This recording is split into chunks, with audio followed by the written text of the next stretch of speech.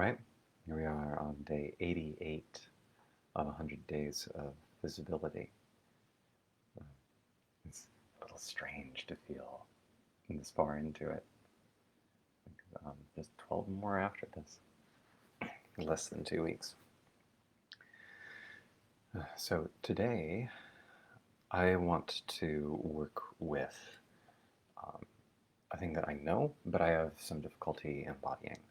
I get the impression from people who embody this better than I do that this is a lifelong work and practice. So we'll see. But there's a level of standard that I mentally have that I would love to embody more fully. So a little bit of the background here. There's this. I'm just going to run with the kind of language that one of my teachers, Perry Chase, uses for this area. I'm feeling a frequency coming through me that wants to become a program. I have a name, I have an outline, I have basic structures in mind. I can feel what's involved in putting it together. I'm excited for it. This is neat. And I'm noticing as I run these, I've been running sessions on the Stoa these last 2 Mondays. And I'll be doing part 3 of 3 this next coming Monday on Unsaving the World. These are also showing up on my YouTube channel. I'm creating a playlist of them. So those Stoa sessions, like I didn't intend it this way, but just by showing up with, well, what do people need to hear? That, that's a funny way of saying it.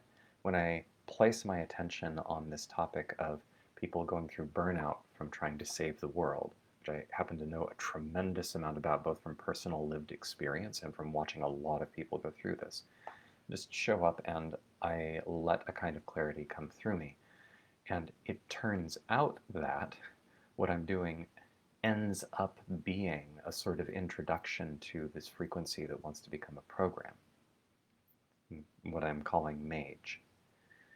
And there's a, it's me trying to edit my image here. So the frequency of Mage keeps coming through. Seems to be impacting people a great deal. This to me is exciting. It's wonderful. It's a pleasure and very deeply satisfying to participate in that. Perry refers to this as being the MC for God. Like, well, the show's not about me. It has very little to do with me. My job is to introduce God and get out of the way. And there's a way where I can feel that. The place where I get into a little complexity is when I have this bit of excitement about, oh, I can see this program coming together. I can see the pieces snapping together. And then a bit of strategy wants to boot up. Like yesterday I had a burst of energy, particularly after going through the Stoa session, part 2 of 3, on Unsaving the World. It's very normal that right after leading a group discussion or presenting, I will feel extremely energized and with a lot of vital, okay, I can do this. Like it's where my juice is. And I used to teach for days in a row for like 12, 14, 16 hours, either teaching or doing basically Q&A conversation with people in workshops. And my body would start to wear down, but I would feel super energized pretty much the whole time. It's very, very fulfilling for me. It's totally where my flow is most easily. So feeling this and feeling the excitement of I could be in that space again. And I can see a lot of the pragmatics of how to create it. All that's needed is for me to finish creating the container so that there's a place for people to land, and to let people know about it in a way that they know they can reach out to me about. And I happen to know from the stuff that Perry Chase talks about that there is a process of doing that second one, what she calls sensual sales, that is about essentially letting the frequency of the program just radiate. And then people who are a good match for it will naturally come forward. People who are not naturally go away. It's a well-proven system that just works. I can feel it. I can see it. It makes sense in terms of game theory. The whole thing. Yes, I want to get good at this. And I'm sitting with all of this energy and I'm looking at it. That's not what my system naturally wants to do. I naturally want to make sure I post something that gets people's attention. So that shift actually precludes the ability for sensual sales to work because I'm not getting out of the way. This is like the MC trying to get people to admire the MC. I'm saying, all right, let me make sure that I'm entertaining you, but that's not the MC's job. The MC can be entertaining, and sometimes that can be nice, but a really good MC can also be utterly, almost unnoticeable. Like, thank you for coming. As you all know, we are here to see God. And so I just want to let you know that you're in the right place, and now I'm going to introduce God. Who needs no introduction? and there's nothing about the MC there. Almost nothing. There's just this emptiness, this spaciousness. Totally possible. So, not that I don't have a specific goal in mind, but I'm noticing I've got this energy in me that keeps showing up. It keeps getting in the way, where the thoughts that go with it are things like, I really want to get into running this program. Like, running the program is the point rather than being in the process right now. I know better, and the energetics of my core aren't fully on board yet. There's some patterns there that are avoiding the issue.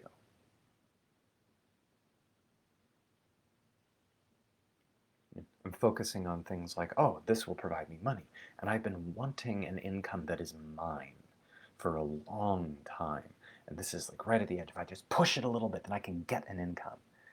And that push and get carries with it a kind of energy that is antithetical both to the program I want to run and to the whole process of like the Perry's method of running programs and doing sales, which she calls magic-led business.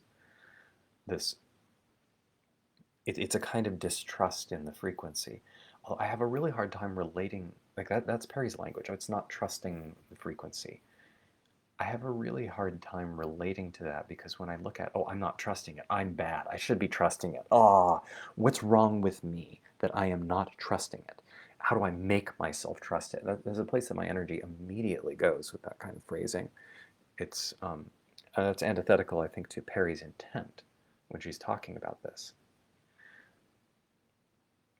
So I'm slowing down now, and I'm paying attention to how both of these Stoa sessions accidentally, and this is how this sort of thing works, they sort of accidentally end up being advertisements for Mage. That wasn't my intention when going in, not my intention when holding the space. I didn't even tell anybody there about a program.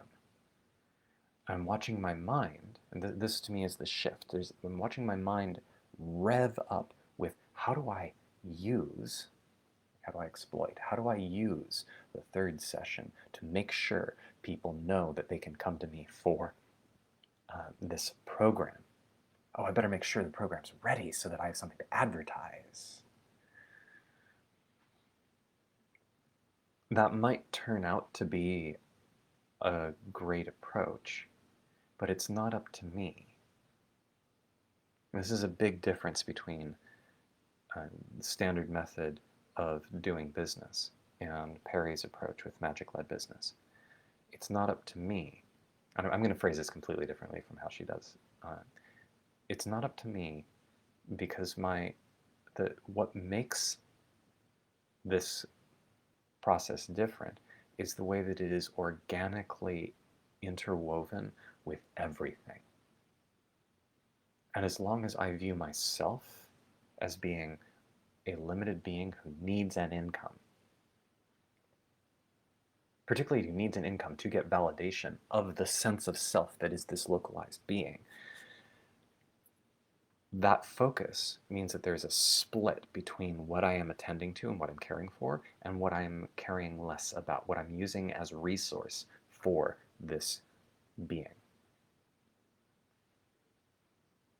That approach correctly puts out the energetic pattern of self-interest, and people will correctly notice that if that's the frequency I carry into the program itself, they're not going to get the kind of transformation that is of interest to them. There are ways of playing mind games, and this is how standard business usually works. This is something that was driving me nuts through last year. I was trying to create a business based on something called wise knowing, and I just couldn't stand any of the steps involved in creating business. Not because I wasn't willing to have income based on the things that I have to teach, but that there was something adamantly wrong with how to do business. How do you get people's attention? How do you compel them to look long enough to see what is of interest to them? Just the entire feel of it was disgusting. And I kept seeing all of these places where the game theory would degrade right to a kind of corruption that I've seen over and over and over and over again. The best intended spaces, the biggest hearts possible, coming in, and the system devolves from politics. Or there's some sort of twist that ends up corrupting the entire focus.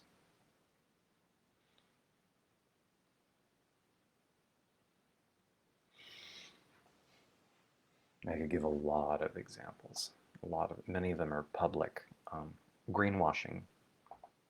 Greenwashing is a really easy example. The way that, because public concern about environmentalism started to increase, companies realized that they could get more interest and approval from the populace by appearing to care about the environment. That's actually more important than actually caring about the environment. And because their interest is in appealing to people rather than to the environment, this means that the direction that companies focus on ends up being to make their products look green. Like they'll literally put the color green on more of their products and talk about, and just print, please recycle on their packages. Like think of the earth. There's companies that talk about eco bottles for their bottled water because they use a smaller lip, a smaller neck of the bottle, in order to conserve plastic for the earth, to save the earth, or protect the environment. But they're still using plastic bottles to sell water.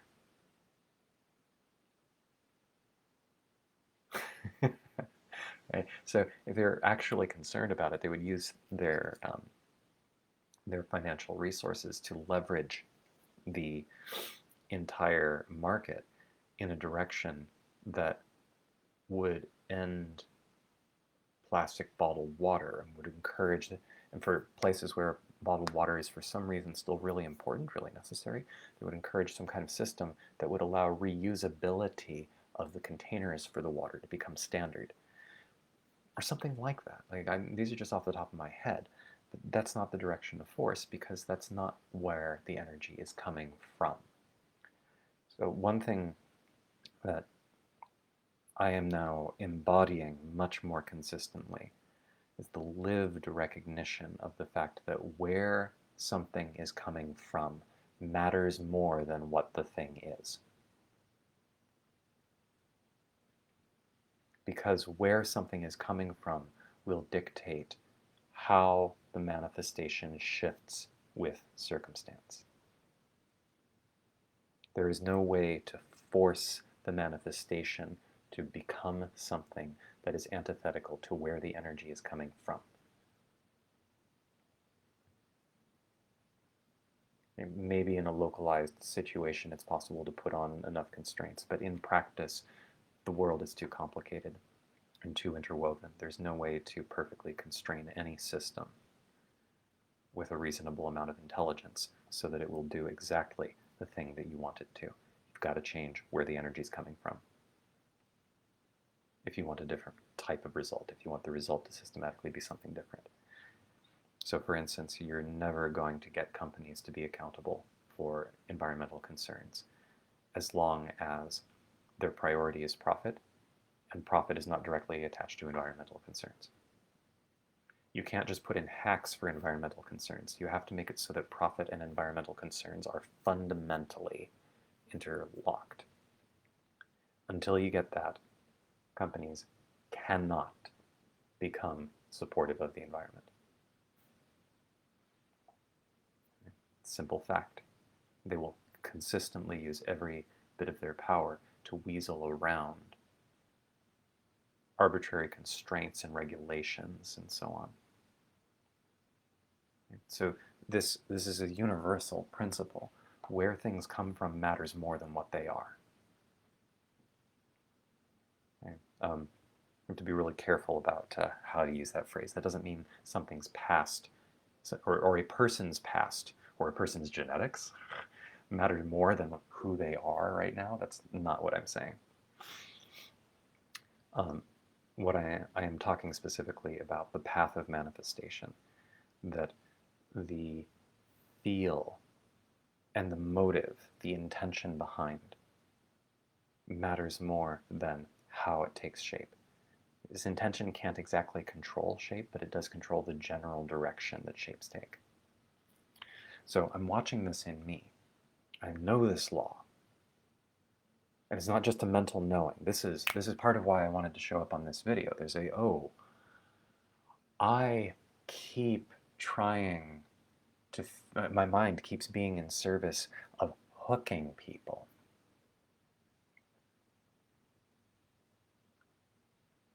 And I catch it in the manifestation stage. I'm catching it in, wait, these thoughts don't make sense. This calculation doesn't make sense. Why am I trying to figure out how to make sure that it is easy for people to land in my program after the third session on the Stoa? If I am not ready to run the program, then what I would be running is a facsimile in order to get people who get too in their heads to notice what they're feeling and then go, oh, wow, this is an opportunity. I think I'll click yes. And then what I have is a space that I'm not ready to hold, full of people who are disembodied and whose motivations are based on their mind running ahead of their resonance. And that as they calm down, particularly because to the degree that the program does what I want it to, this will encourage people to anchor in their own knowing and to have their minds clearly reflect that knowing. So getting that, as that process happens, one thing that will become apparent for anybody who is hooked is that they were hooked.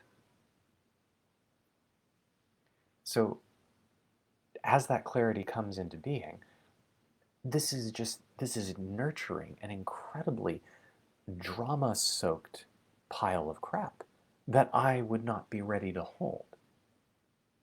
So the world in which a little push is needed for me to make something ready by the end of the third Stoa session is a world where it's not ready. And it's actually better to let the whole thing go. It doesn't make any sense to force it. I know this. I feel the resonance of that clarity in me. And there's a program in me, I feel, that isn't on board with that. It's this piece of wanting some kind of validation from other people, where there's this urgency, like the goal is to make an income. The goal is to have people I can teach so I can feel good. And, and this, that energy encourages me to have this, to go back to hooking. Because, well, what if they don't want to show up? What if they don't know it's good for them? Well, if they don't know it's good for them, in truth, the answer is either they don't show up, or something deeper than their conscious thought knowing can resonate with how I'm showing up. All of my work, all of it, is about my embodiment of the truth. That's it. If I embody the truth and I allow it to speak through me, then it's easy to feel. Sure, some people may be so lost in their minds that they could use a little bit of guidance, clarity, help to turn down the volume enough to feel the resonance so that they stop overriding their body's knowing in order to show up and recognize, yes, this is what I want. So maybe somebody is a somatic yes and a mental no, and the somatic yes is about the fact that the mental no is an issue, and the mind is so loud that it overwhelms their system, and they really want to change that. I lived like that for years. There's a part of me that still carries some victim energy that when I talk about this wants to get upset about the fact that no one helped me, and that's not quite true. That isn't true. I'm accenting the victim energy to make it a little clearer. A little bit of a villain persecutor energy there as well. So the but the point is that I've lived that way before. Being in a space where I was entirely reliant on my mind. Because of that, I didn't have access to another way of operating. And I didn't like where I was, and it was creating more and more pain, and I wanted out. But when I looked for a way out, I kept looking to my mind, which had systematic programs that would not give me a way out. The answer is to stop listening to my mind. Not entirely, but to stop using my mind as my foundation. It doesn't make any sense. The mind can't be a foundation. But that's where I was. That's how I was operating. So there's a place in my heart that cares a great deal about being in that trap.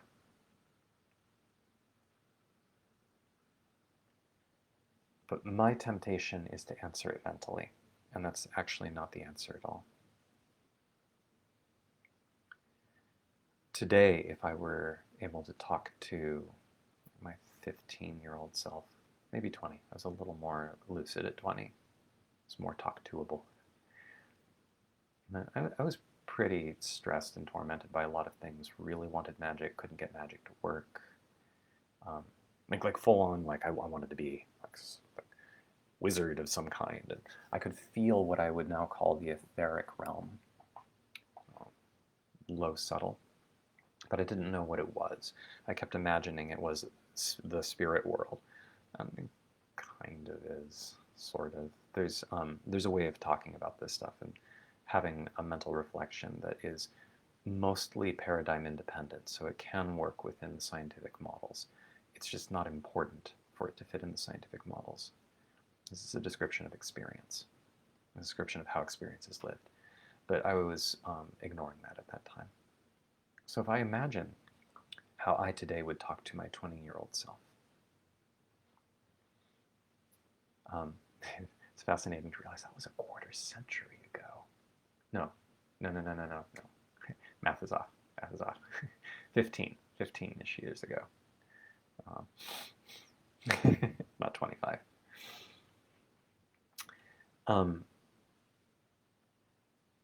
So I'm getting disembodied.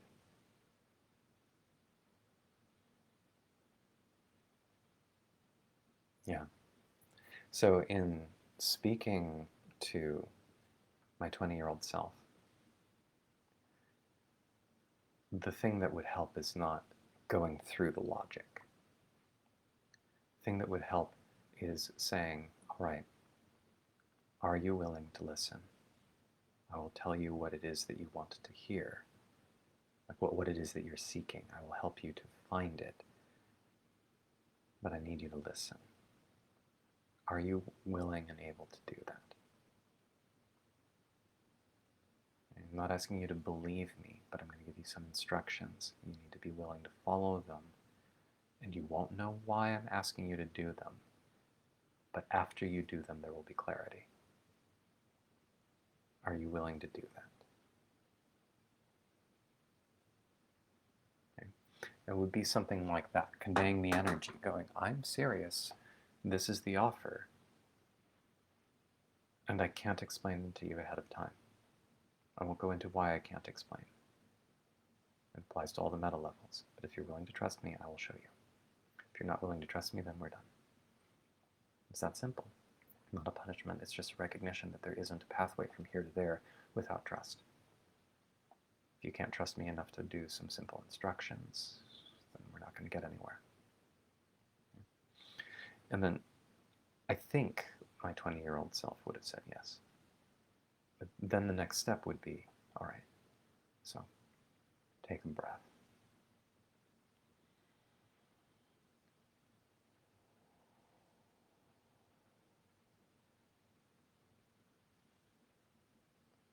Anytime I ask us to pause, it's important that you pause. I will show you what's happening.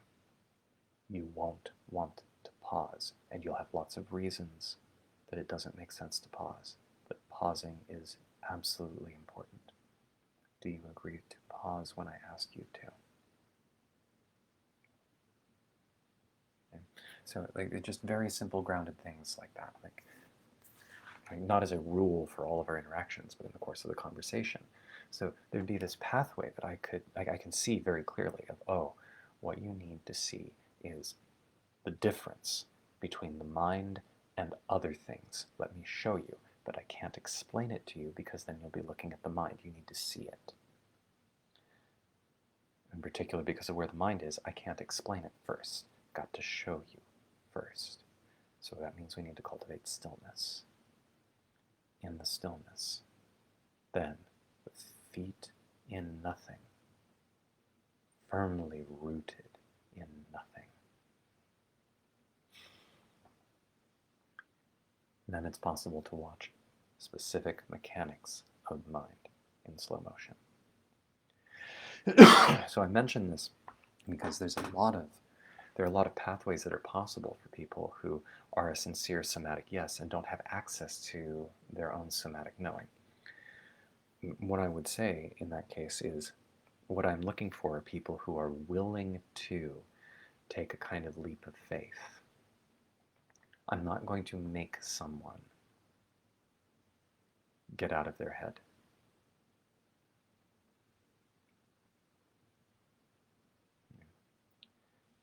But I guess, okay, I feel a paradox. I feel what's going on here. I feel a lot of care for people who are trapped in that kind of situation. They don't even recognize their own psychosis. Like hypopsychosis, like a kind of a low-level inability to experience the world that their body is in. Almost everybody in our modern culture is somewhere on the psychosis spectrum. And we just go like what we call psychosis when it's an actual clinical description of what psychosis is. This is an extreme version where the truth of one's own lived moment by moment world is dramatically disconnected, like hallucination level, but can also be cognitive hallucinations. Like, oh, there isn't actually any matter anywhere. That's a conspiracy put forward by the government. Right? When this is not just an idea, but it's something that they're living. And that gravity is an illusion, so they can fling themselves out the window as almost like Matrix style. Like, I could just fly. Why? Because it's a matter of seeing through the illusion.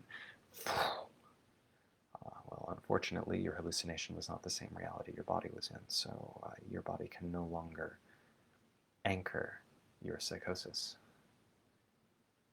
That is unfortunate. But people do this all the time. An easy way to see this is, if you want a simple example, a question for you is, are you aware of your toes? For most people, my saying that has them go, oh yeah, I'm now aware of my toes. Right? So it wasn't like you didn't have the neural input of your toes before, so why weren't you able to experience them? Because you weren't paying attention? What were you paying attention to instead? The video? These ideas? I'm able to talk about all of these things while vividly feeling my whole body. It's not consistent, but it's getting there. It also helps I stubbed my toe this morning, so feeling a lot of pain in my left foot. So it makes it extra easy for me to go, do I feel the pain in my left foot? But this is not unique of today. This is something I've been building for quite some time. And I recently ratcheted up. So this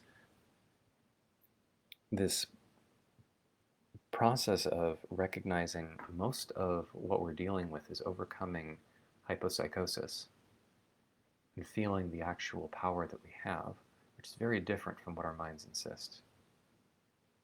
These hallucinations that most of us are living in have very little to do with reality, but it doesn't look that way from the inside. So I'm getting far afield because there's so many things that are attached here. There's an energetic core to what I am tracking here, which is, like, I'm highlighting why, like, there's some questions for me in this space, and it's possible these questions are at the root of why the hookiness keeps regenerating. Mostly I'm wanting to touch and feel this business of,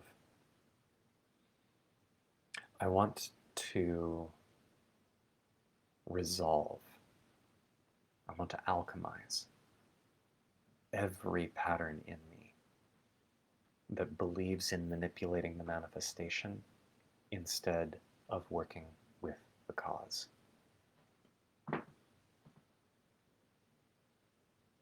Every inclination to manipulate the manifestation. Like I gave an example of this in a video a few days ago about when shooting hoops for basketball. Like you take a basketball, you try to shoot in the hoop.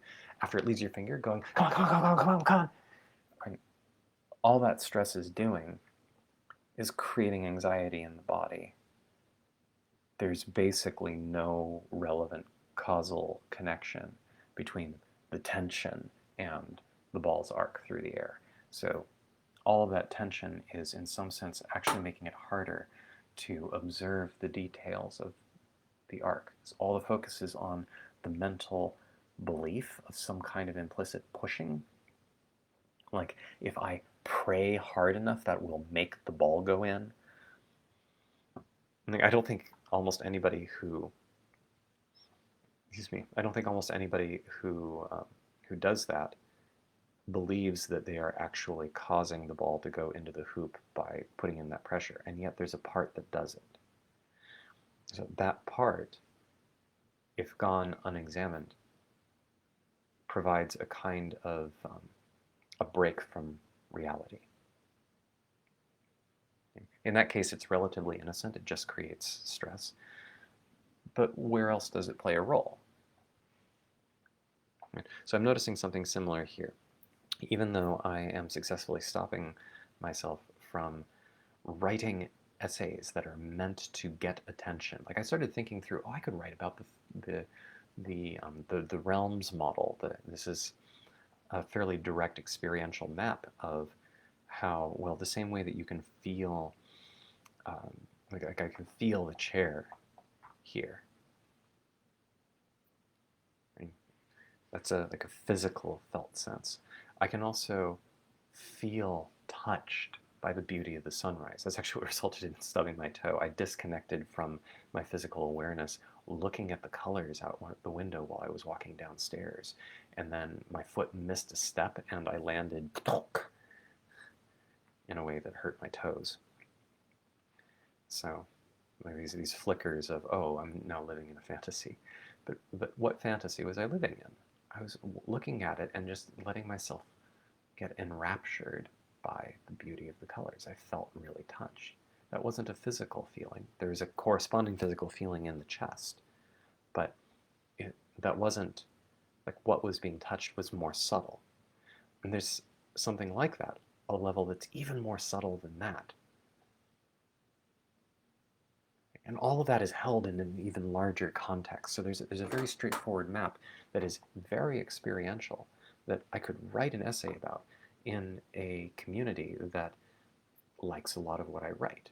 And I could get their attention. Anytime I use the word get, like get something from people, get their attention, get their money, get their involvement.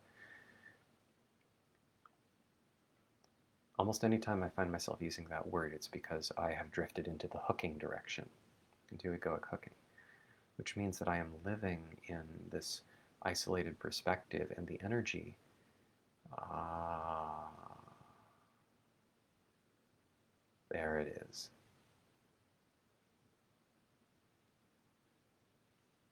There you are.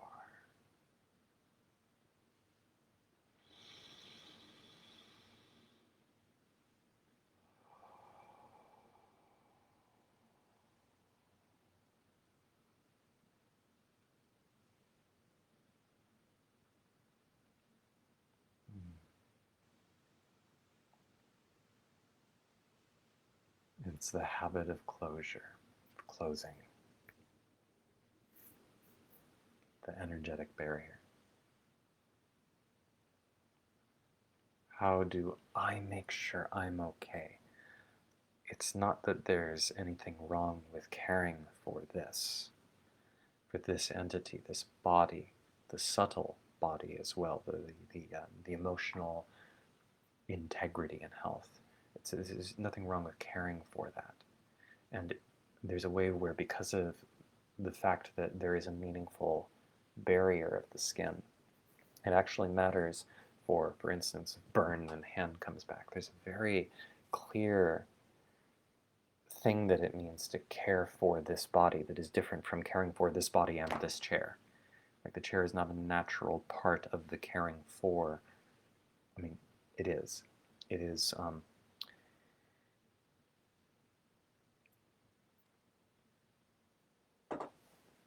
the inclination to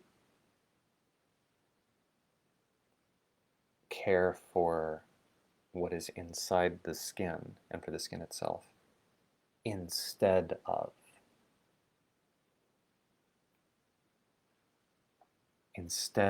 the chair, instead of other people. Am I okay? And then with all this quick rationalization of, well, sure, I want to care for other people, but in order for me to care for other people, I need to be okay. Like, put on your own mask first, right? That whole, um, the oxygen mask. Put in your own oxygen mask first. But the energy behind it.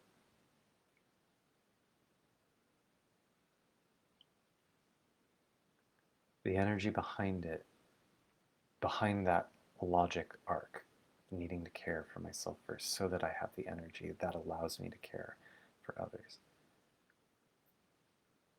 There's truth to it, and the reason it's spoken, the energy behind it, is this barrier. Care for this, not that. And it hurts. You're getting to watch me do this in real time. Anybody who's watching this, this is fascinating to be conscious of that.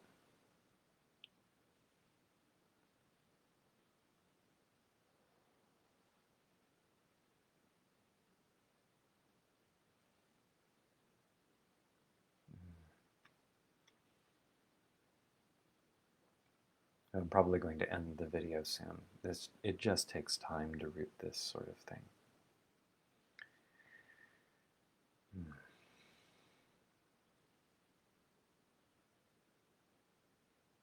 Mm-hmm. This relates directly to bodhicitta, which is amusing because it's one of the previous videos. I think it may have even been yesterday's video, if I remember right. Yeah. The desire to awaken for the sake of all beings. The puzzle I had been working on yesterday was about how the way it was phrased in this book on Tantra I've been reading is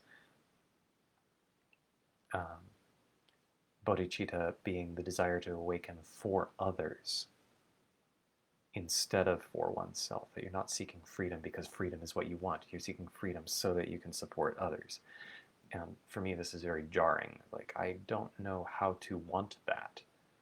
Like, how do I deal with, for instance, hunger? Oh, I will eat for the sake of others. Great. How do I avoid the Karpman rescuing pattern, where I'm abandoning my own needs? Oh, well, it's important to account for your needs for the sake of others. Yeah, well, this is exactly the pattern that results in burnout for many people who describe themselves as effective altruists.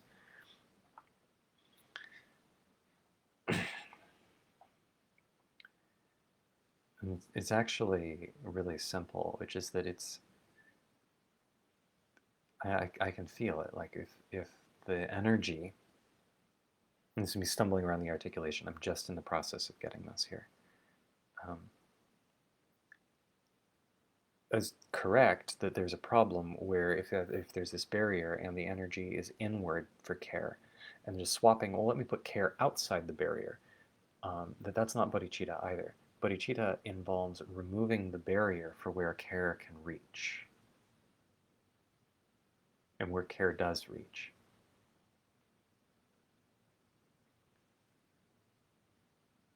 There's a logical way to recognize this about what it means for me to care for the skin and the contents of the skin. That includes the breath. The breath intertwines with the entire atmosphere. I am in this ongoing reciprocal relationship with everything that breathes, including the plant kingdom, but also including other people who breathe, because I am not enough to sustain enough plant matter to give me breath. So caring for the entire ecosystem is of self-interest. And caring for every other human and their ability to breathe is in my own physical self-interest. This is very here. That's just one example. Where does my food come from? Where does the electricity come from? Where does the internet come from? I don't know all of these details. I know it in broad strokes.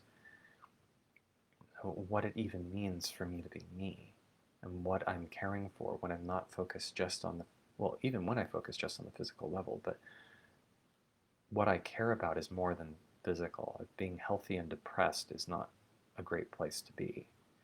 It's better than being sick and depressed, but not by much.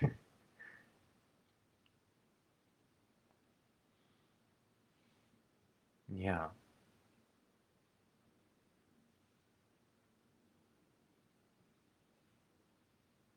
Yeah, I can feel the root.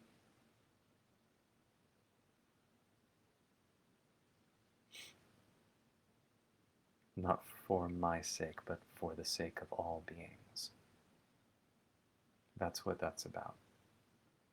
It's removing a hallucination.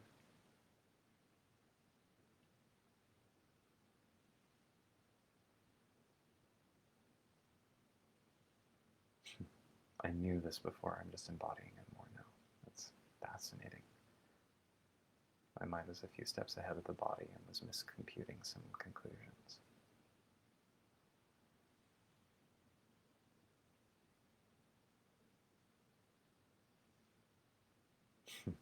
A fun aside on all of this. I have done quite a few psychedelic ceremonies. I went to Peru and went through ayahuasca and huachuma, San Pedro cactus mescaline, and also worked with mushrooms. When I went to Mexico, this was to work with bufo, which is 5-MeO-DMT in its most naturally occurring state. And And that's seems to be the most powerful psychedelic known to human beings right now. All of these are in ceremonial containers for internal transformation.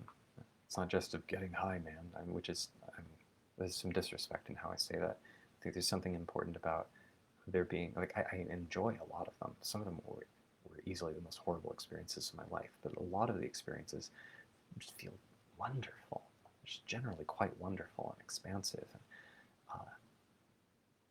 playful and explorative. It's just really nice in a particular way. I'm particularly high on openness on this axis, so this is not going to be true of everybody. My father will probably never do psychedelics. But one trait that I have learned from this is how to navigate the inner world. And I've noticed as time goes on that my own mastery, my growing mastery of these more and more subtle levels, gives me access to the same states. I'm not getting the sensory distortions by going through the path of understanding. But it's just beautiful to feel how, oh, I can actually feel this energetic quality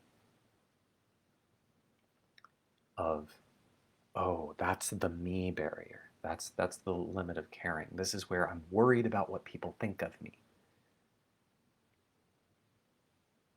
How does that even make sense? Worried about what people think of me. I can think of reasons why that might be of concern, but the energy behind it, like getting into the thoughts before examining the energy, is a form of insanity. It is part of how the mimetic breeding ground works. It's part of how we become possessed by subtle parasites, by mind viruses. This belief that it makes sense to focus on the content of thought before we examine where the energy of the thought is coming from. It really doesn't. It's utter insanity. That is the basic confusion that causes everything that is creating fear in the world, because fear is the fuel for almost all of these engines, almost all of these psychic parasites, some of which are huge, utterly gargantuan. They're practically gods, like minor Greek gods, so to speak. Or demons is a better term for them. These are like powerful demon lords. And then all of it comes from, all of it is made possible, I should say, by ignorance of the root energy. And if I just look at this root energy and I see, oh, the place in me that cares about what other people think, it's that energy, the limit of care, which actually limits how much I can care for the thing that I'm limiting my care to anyway. It's hard to care for me well when I'm caring just for me. So these are things that are so clear in certain kinds of medicine ceremony spaces. And there's something beautiful to my heart about noticing, oh, I'm getting to this deep work systematically now without needing to do any of the mind alteration. This is such a beautiful sign that I'm doing excellent work. I'm actually sorting out and I'm unifying my grounded physicality with the insights in these psychedelic realms, at least the ones that I've seen so far. And that to me is beautiful. It's prideful. It feeds the ego, but it feeds the ego in a healthy way, like I have room to breathe. Like the ego is strengthening as a way of emceeing. It's a way of emceeing.